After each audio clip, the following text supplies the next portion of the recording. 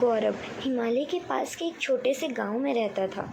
उसके गांव के आसपास घने जंगल थे और एक छोटी सी नदी भी थी। रातों को जंगलों में घूमने वाली आत्माओं और भूतों की कहानी को सुनते सुनते गौरव बड़ा हुआ था।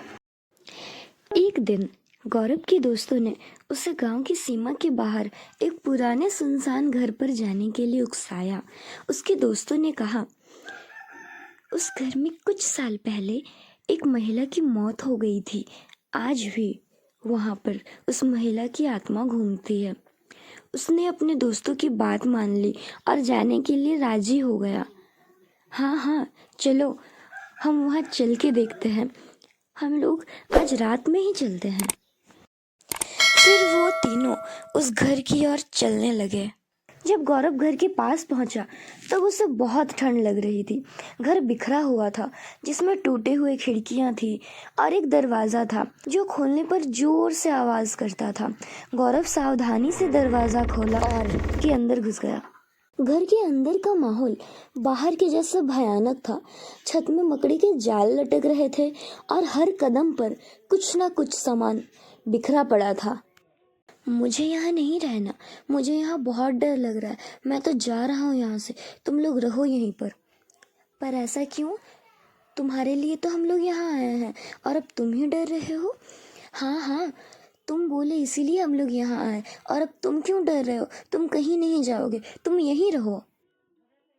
तभी अचानक गौरव को ऊपर एक आवाज़ सुनाई दी। उसे लगा कि आसपास कोई चल रहा है।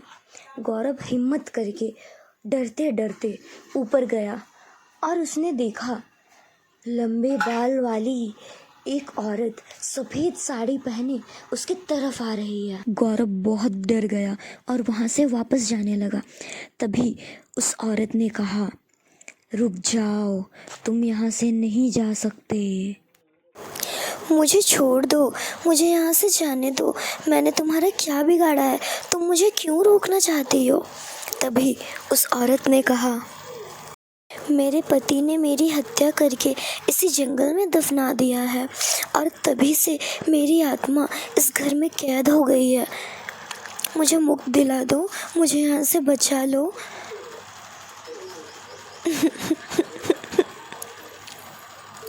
यह सुनकर गौरव अपने दोस्तों की मदद से उस आत्मा के शरीर को ढूंढने लगता है। इधर उधर ढूंढने के बाद पेड़ के नीचे कुछ दिखाई देता है। गौरव गौरव देखो तो, यही है उस आत्मा का शरीर। हाँ हाँ, यही है। रुको, मैं अभी पुलिस को यहाँ लेकर आता हूँ। गौरव पुलिस स्टेशन जाता है और पुलिस को अपने साथ वापस लेकर आता है।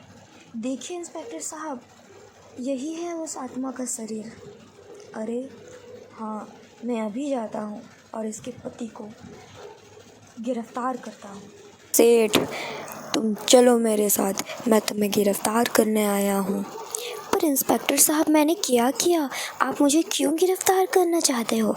तुमने अपनी पहली बीवी के होते हुए दूसरी शादी की और अपनी पहली बीवी को जंगल में पेड़ के नीचे दफना दिया है। चलो मेरे साथ। पर इंस्पेक्टर साहब, मेरे पति ऐसा नहीं कर सकते हैं। मुझे माफ़ कर दीजिए इंस्पेक्टर साहब, मुझे माफ़ कर दीजिए। मुझे मत लेके जाइए, मुझे छोड़ दीजिए। तुम चलो मेरे साथ। फिर गौरव अपने साथ एक तांत्रिक को उस घर में लेकर जाता है। ओम ह्रीं क्लीं चामुंडा भट्ट स्वाहा। ओम ह्रीं क्लीं चामुंडा भट्ट स्वाहा। ओम ह्रीं क्लीं क्लीं चामुंडा भट्ट स्वाहा। अब तुम आज़ाद हो, तुम अब यहाँ से जा सकती हो। तुम्हें इस शरीर से मुक्ति मिल गई है। ओम ह्रीं क्लीं क्लीं चामुंडा भट्ट स्वाहा। गौरव, तुम बहुत अच्छे हो, तुमने अपना वादा पूरा किया। तुम बहुत अच्छे हो गौरव, धन्यवाद। अब मैं शांति से अपने लोग जा सकूं। फिर गौरव अपने दोस्तों के साथ अपने गांव वापस चले जाता है। गांव वाले को ये सारी घटना जब पता चलती है, वे सब मिलकर गौरव को बहुत धन्यवाद करते हैं और गौरव को बहुत शाबाशी देते हैं। उस दिन के बाद से गौरव को भूतों और आत्माओं से डर लगना बंद हो जाता है। इस कहानी से हमें यह शिक्षा मिलती है कि हमें मिलजुल कर काम करना चाहिए और हमें दूसरों की मदद करनी चाहिए। दूसरों की मदद करने से अपना भी भला ही होता है। धन्यवाद।